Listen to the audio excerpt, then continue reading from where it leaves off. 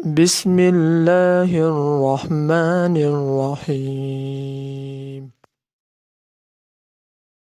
Assalamu alaikum students, how are you students?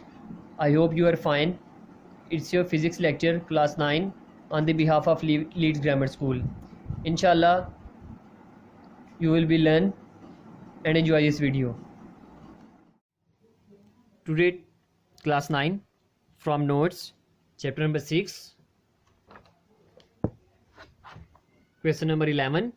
Explain how different sources of energy are harmful to environment. Also explain to prevent these hazards. Student question ये है कि कुछ different sources की वजह से environment के अंदर कुछ ऐसे हार्मफुल गैसेस पैदा हो जाती हैं जिससे हम स्टूडेंट्स क्या होता है कि हमें उसमें हैज़र्ड्स यानी कि हमें बहुत ज़्यादा खतरा महसूस होता है। तो उस खतरे को काबू करने के लिए स्टूडेंट सबसे पहले हम देखें तो हमारे पास इन्वायरमेंटल इम्पैक्ट हैं बाय एनर्जी सोर्सेज से, तो वो क्या हैं? Student all energy sources effect by the environment, there is no such thing as completely clean energy source. ऐसा कोई क्लीन एनर्जी सोर्स नहीं है। तो कुछ पढ़ते हैं स्टूडेंट्स के जो हमारे एनर्जी सोर्सेज हैं उससे हमें क्या क्या होता है और हमें क्या क्या फील होता है। सबसे पहले अगर हम बात करें स्टूडेंट वो है जियोथर्मल एनर्जी। जियोथर्मल का मतलब है कि geothermal power plants have the relatively little environment impact. सबसे जो कम इन्वायरमेंटल इम्पैक्ट है पोल्यूशन का वो कौन सी चीज़ है? Geothermal. They burn on fuel to create electricity. Second one है स्टूडेंट हमारे पास हाइड्रो पावर। हाइड्रो पावर का मतलब है कि hydro power does not cause water और air pollution, it does have an environmental impact. ठीक है स्टूडेंट्स, इसमें हाइड्रो इलेक्ट्रिक पावर प्लांट्स में हम फिश पॉपुलेशंस कि वो किसको नुकसान दे सकती हैं? फिशेस को। Change water temperature and flow disturbing plants and animals and force the relocation of people and animals who live near the dam site. और यही स्टूडेंट हाइड्रो पावर जो सा है ये हम इसका जो नुकसान है उससे ये होता है कि क्या हो सकता है स्टूडेंट? सबसे पहले बेसिक ये हो सकता है कि ये हमें नुकसान दे सकती है। इसके लिए हमारे स्टूडेंट जो डैम साइड से यानी हमें अगर डैम के पास अगर कोई रह रहा होगा तो स्टूडेंट उसे अपनी जगह को चेंज करना होगा। हवा स्टूडेंट यानी विंड के बारे में अगर हम बात करें, थर्ड जो एनर्जी सोर्स है, तो wind is a clean energy source. It produces no air or water pollution because no fuel is burned to generate electricity. The most serious environmental impact from wind energy may be its effect on bird and bat mortality. Students अगर हम बात करें तो student इसमें हमारे पास कोई भी इसकी कोई इन्वायरमेंटल पोल्यूशन नज़र नहीं आती विंड से, लेकिन इसमें मोस्ट जो इन्वायरमेंटल इम्पैक्ट है वो स्टूडेंट किसको शो करता है? बर्ड्स को एंड बैट मोर्टेलिटी को।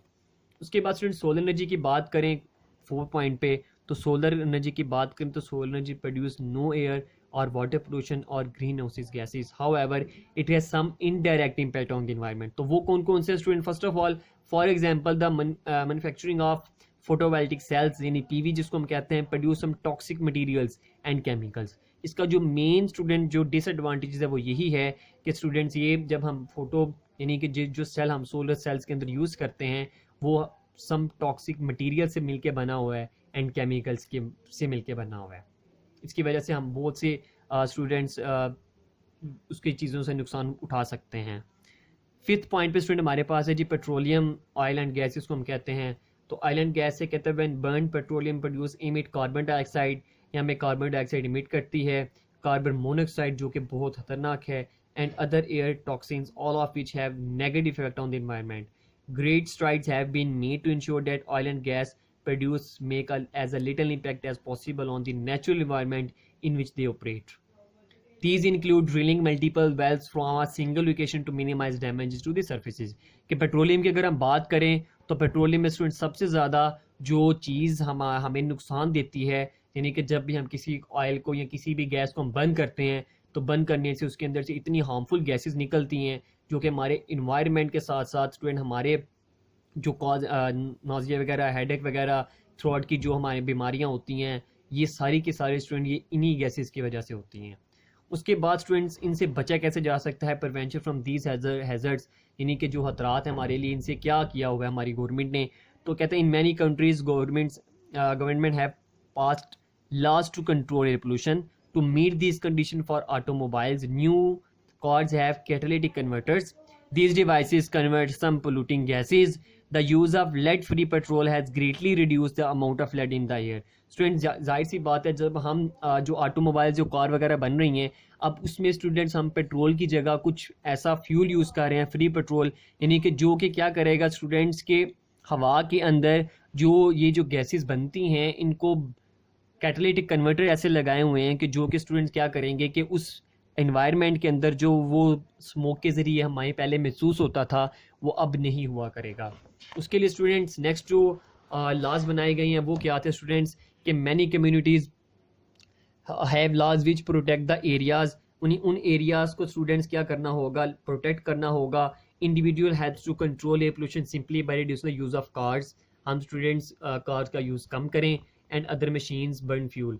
तो स्टूडेंट क्या करें, दूसरी मशीन्स का भी यूज़ कम करें और दूसरा फ्यूल को भी हम कम जलाएंगे, तो तभी स्टूडेंट्स क्या होगा कि इन्वायरमेंटल पोल्यूशन नहीं होगी।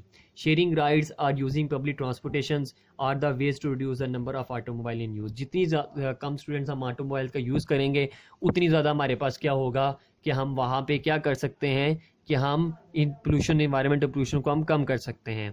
इस क्वेश्चन नंबर 11 को स्टूडेंट आप लोगों ने लर्न करना है एज अ लॉन्ग क्वेश्चन के तौर पे, इसको राइट भी करना है एज अ टेस्ट फॉर्म के अंदर, and send it to us. Stay home, stay safe, अल्लाह हाफिज़।